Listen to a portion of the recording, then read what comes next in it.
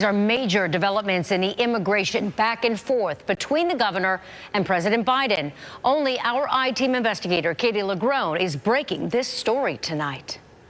Governor DeSantis' promise to stop the influx of undocumented immigrants into the Sunshine State appears to be intensifying, this time with children, even babies, feeling its most recent impact. That's because a week ago, this Sarasota facility known as the Dream Center was forced to remove all of the nearly 60 unaccompanied children in its care. Half of them were 13 or under. Sam Sipes is CEO of Lutheran Services, which operates the center. It was incredibly emotional for the kids and for the staff, yes.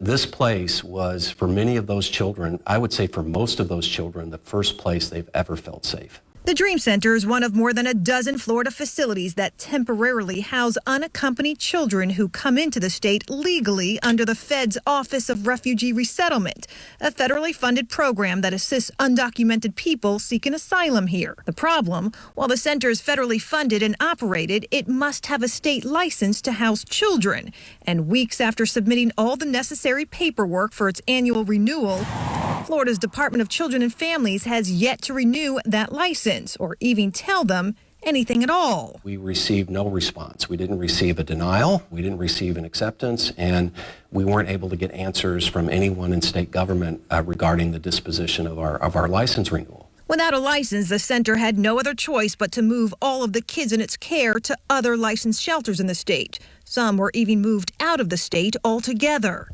Sad time. Yeah, it really is. These are real people's lives at stake. It's very sad. And these 50-plus children were traumatized yet again by having to move in a hurry because we couldn't get clarity about our license status.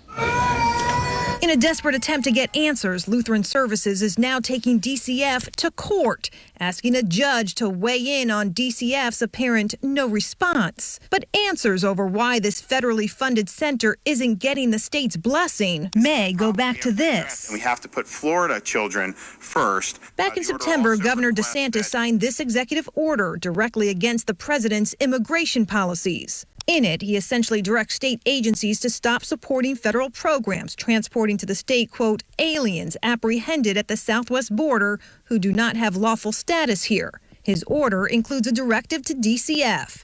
Unless there's an evidence of need, the department shall not grant or renew any license for shelters caring for unaccompanied children. In a lengthy statement, a governor's spokesperson cited the Biden administration, saying in part they continue to ignore his request to be notified on who, where, and when the feds send undocumented immigrants here. When asked what evidence of need means, the governor's spokesperson responded, it's still being established by DCF. Children should not be political pawns. Democratic Representative Anna Escamani of Orlando fears what this means for the other Florida shelters that temporarily house in total roughly 700 beds for unaccompanied children at any given time here. The fact that all of a sudden our faith-based organizations supporting undocumented children is controversial. It's purely the governor playing politics. It's not good policy. And it causes a great deal of harm for those children and those organizations who now have to scramble to find a safe place for these kids to go. What I want to make really clear is that this is not political for us. Back at the Dream Center, its 100 employees are still being told to show up to work. What would you tell these children?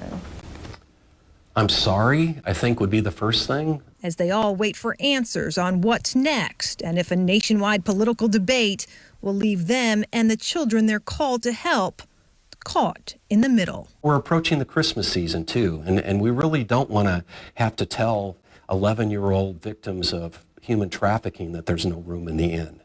DCF also has yet to respond to our questions about what's going on. Same with the feds. We know other shelters are also up for statewide license renewal over the next couple months. Meantime, Lutheran Services is asking a judge to require DCF get back to them either way within the next 30 days. Learning new details about how a recent move by the governor to halt the influx of undocumented immigrants to our state may be forcing children out. I-Team investigator Katie LaGrone was first to break this story earlier this week, and tonight she discovers more children are being uprooted and forced out of the places they've temporarily called home here in Florida. In this Florida home, 2 bedrooms remain fully furnished, the sheets made, handmade pictures hang on the wall. But the children who these rooms were designed for are gone. So they had to move out right away? Right away. With no explanation on when or if any more children will ever return here. What was it like saying goodbye? Oh, it was hard. It was hard because, like I said, they get used to you. He's a foster parent who for the past 7 years has cared for roughly 250 children who arrive in the States through the government's Unaccompanied Children's Program, created to temporarily care for unaccompanied kids until they are united with a relative or sponsor. They are so humbled and so grateful. Yes, they are. Sorry. He's asked us not to reveal his identity because he's concerned the state's child welfare agency will punish him for speaking out. For months, he and his wife have been waiting for Florida's Department of Children and Families to renew their license to house unaccompanied kids. But the agency has yet to tell them anything. Their license lapsed in September, forcing them to suddenly say goodbye to the teenage brother and sister they'd been looking after for weeks. Heartbreaking, heartbreaking. I couldn't believe it. I came in and cried. Earlier this week, we were first to reveal the state's sudden and unusual silent treatment to facilities supporting unaccompanied children here. About a week ago, this federally funded shelter in Sarasota also had to relocate nearly 60 unaccompanied children, half of them under 13 years old, because the state wouldn't renew its license in time. We received no response. I've never experienced this before, so I don't really understand. The center now getting the courts involved, asking a judge to make DCF determine one way or the other if they'll be relicensed. In a lengthy statement, the governor's spokesperson cited the Biden administration and its lack of transparency in sharing who, when, and where it's sending undocumented people to in Florida.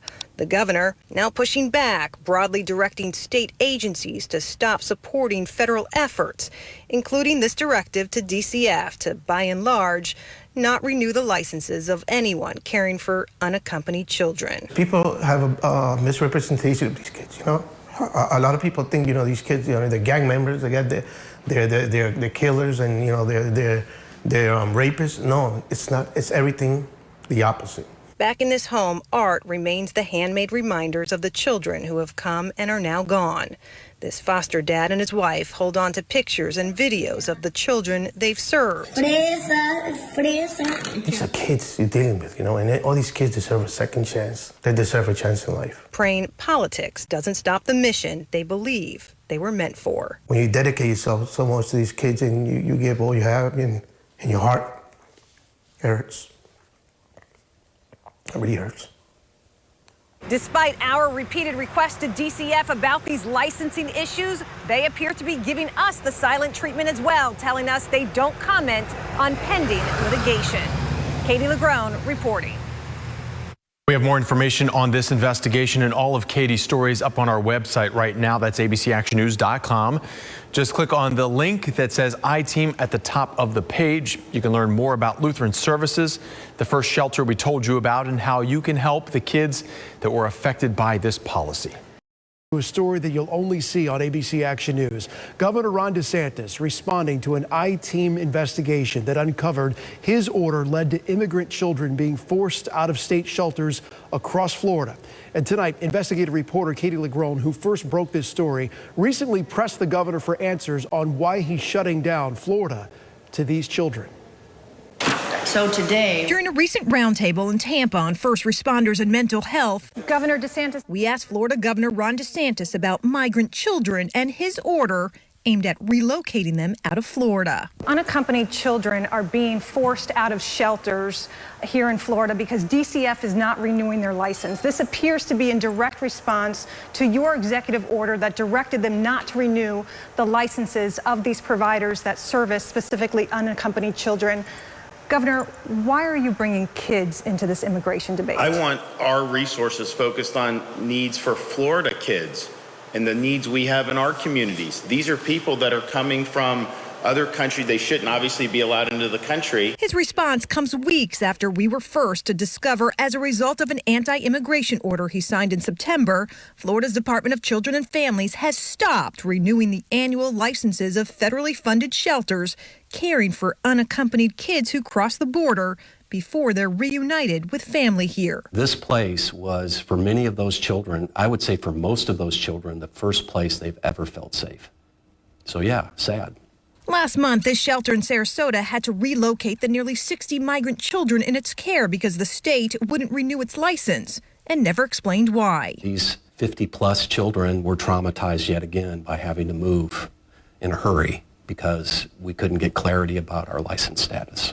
Lutheran Services, which opened the shelter after a request from the Trump administration, now asking a judge to make DCF give them some answers. Secretary Harris. DCF and its boss. Secretary, are you not going to renew any of these licenses? Also giving us the silent treatment when we ask questions about it. Children should not be political pawns. I just can't imagine how this decision could be made knowing that kids can't speak for themselves. But despite calls from lawmakers and child advocates asking the governor to reverse this order and allow DCF to relicense these nonprofit shelters, We want all those resources focused on Florida kids and American kids. the governor appeared committed to upholding his new policy. We don't want to be the place where those kids are being put to the back of the line because Biden is airlifting people in from the southern border. These are shelters that are federally I've funded. answered your question. Thanks. And that's all the governor would say about it. Meantime, an emergency hearing in the case between Lutheran Services and DCF is scheduled for this Friday. We'll be there. I'm Katie LeGrone reporting. And this is an issue that we're going to stay on top of. You can read Katie's original reporting and her investigation and her follow-ups on abcactionnews.com. Just click on the I-Team section. Developments in an investigation our I-Team first exposed weeks ago. Tonight, as the governor doubles down on illegal immigration into our state, I-Team reporter Katie LeGrone has breaking new details on what will happen to kids getting caught in the middle of this debate.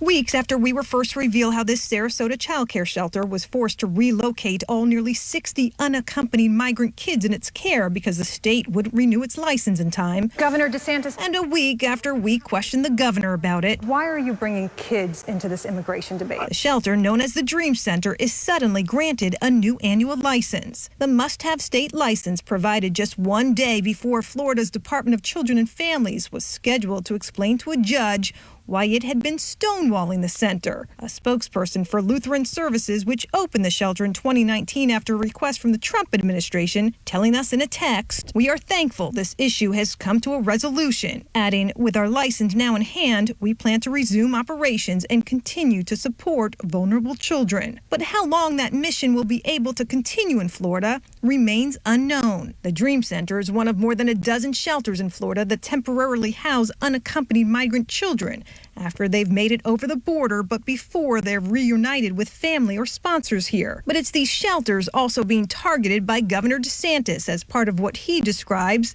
is Biden's border crisis, which have included secret nighttime flights moving migrants, including children, into Florida with no notice and no basic detail on who's coming in. You don't know who any of these folks are. In September, he ordered the state to stop renewing these shelters unless there was an evidence of need, which at the time hadn't been defined. Today, as the governor doubled down on illegal immigration, including his new policies impacting kids, DCF also issued this new emergency rule offering more detail on the future of shelters housing unaccompanied kids here. In the short term, programs will likely be able to renew or retain their licenses.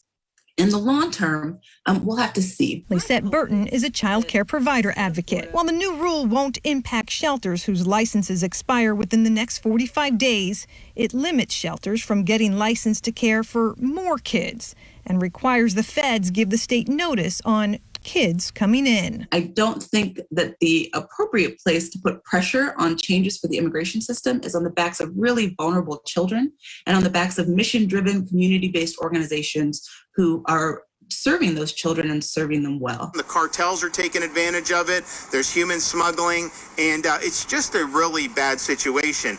So for us to be, as a country, basically facilitating that's a really, really bad policy. It is very hazardous. Still so many questions as to how all of this will play out, but for Lutheran Services and the Dream Center, now that they have their license, they look forward to accepting kids when remains unknown. I'm Katie LeGrone reporting.